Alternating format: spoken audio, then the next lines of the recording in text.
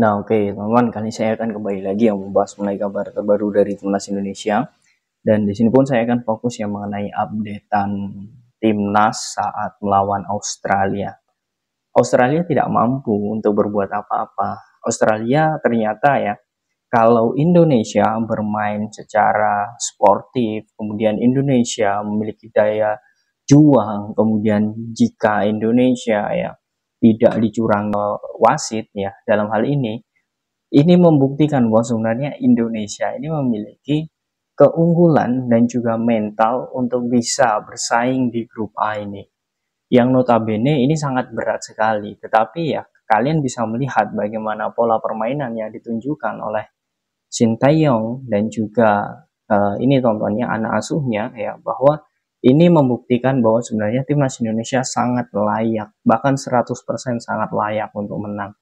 Oke, di sini mungkin banyak ya yang saya akan bahas, tetapi di sini saya juga memberikan catatan kepada teman-teman semua ya. Bukan berarti saya melebih-lebihkan bagaimana kekuatan timnas Indonesia, tetapi memang kita sudah teruji dalam hal ini. Ya, lagi-lagi ini sosok Sintayong menurut saya patut diacungi jempol karena dirinya mampu untuk membina para pemain-pemain muda ini khususnya. Pemain seperti sosok Hernando Ari, ya, kemudian Rizky Ridho, kemudian Nathan Choaon, dan juga sosok Marcelino Ferdinand, ini menurut saya pemain-pemain yang patut diacungi jempol. Karena apa? Kalau ya di babak pertama tadi ya kita melihat serangan dari peluang yang memang sudah diciptakan oleh Toure dan itu ternyata mampu ditepis ya karena penaltinya gagal, itu menurut saya titik balik modal kita untuk lebih impress lagi untuk menyerang Australia.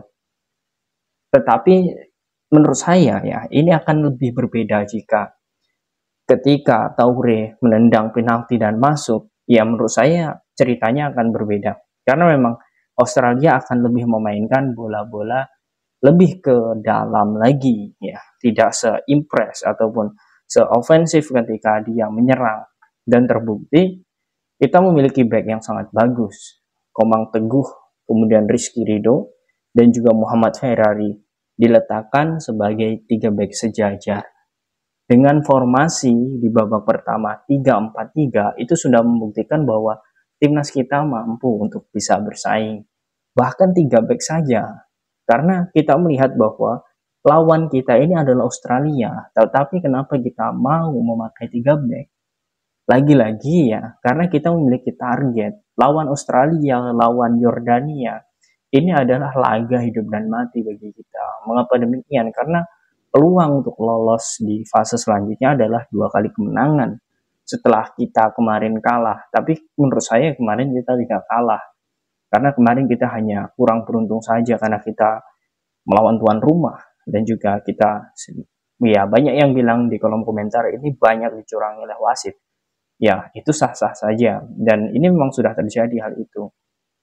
Artinya ya, kita masih memiliki satu sisa pertandingan dengan permainan ya. Kalau saya melihat ya, saya pribadi melihat permainan Yordania itu menurut saya tidak terlalu ini teman-teman ya, tidak terlalu lebih tinggi dari Australia. Karena di pertemuan pertama mereka juga imbang melawan Australia dan ya kalau saya boleh berbicara secara gamblang, kekurangan Yordania ini ketika melawan Australia kemarin itu ada di lini striker dan juga di pertahanan. Mereka kuat di lini tengah.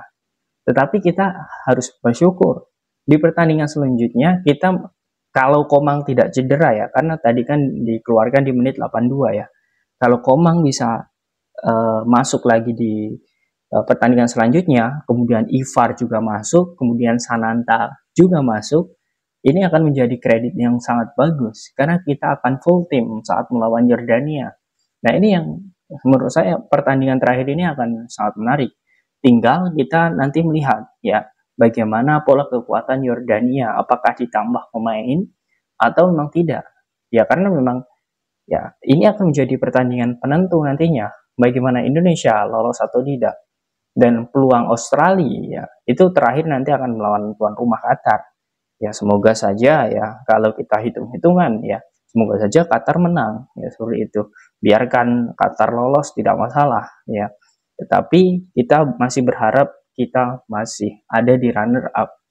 Karena peluang runner up ya menurut saya ini menjadi apa ya? Kemungkinan besar kalau kita bisa mematangkan skuad yang lebih mendalam. Ini tanggal 18, kemudian kita akan melihat permainan timnas Indonesia di tanggal 21 nanti lawan Yordania. Peluang itu masih ada. Dan ya, kita lagi-lagi teman-teman, saya harus memuji, kemudian saya juga harus mengapresiasi bagaimana kinerja dari penjaga gawang kita, yakni sosok Hernando Ari. Ya memang Hernando Ari ini sangat luar biasa menurut saya. Kalau dilihat dari segi jam terbang internasional itu sangat berpengaruh sekali, apalagi kalau melihat kemarin dia memiliki blunder ya ketika melawan Australia di Piala Asia Senior. Ya banyak sekali kesalahan dan itu bisa dibuktikan malam ini.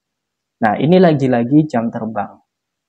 Dan supporter timnas Indonesia sekarang sudah mengetahui apa maksud Sintayong. Bagaimana kita tidak terlalu lagi peduli dengan Piala AFF U23. Kita tidak terlalu peduli lagi dengan Piala AFF yang dianggap sebagai piala kaleng. Karena ini adalah level kita. Level internasional, jam terbang internasional, melawan negara-negara kuat. Itu yang akan menjadi mental dan juga kekuatan timnas Indonesia ke depan. Ditambah kita masih memiliki potensi. Jadi dalam hal ini ya mungkin ya bukan berarti saya juga mengaitkan dengan kontrak Sintayong, tetapi dari dua laga ini kita sudah bisa melihat bagaimana perkembangan timnas Indonesia dan ini sudah dibuktikan oleh Sintayong.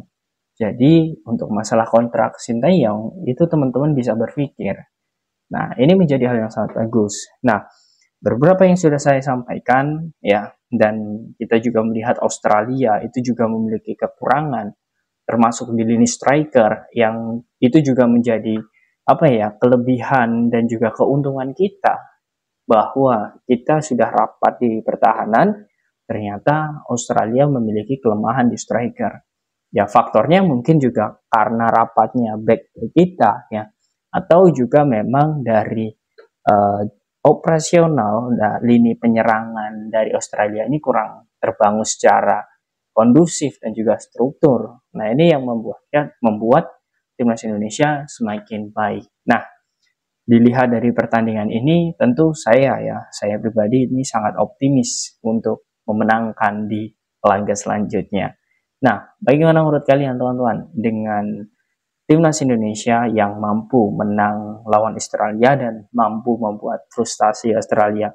Apakah yang harus dievaluasi dari timnas dan bagaimana target timnas Indonesia ke depan setelah menang di laga ini? Silakan kalian tulis di kolom komentar.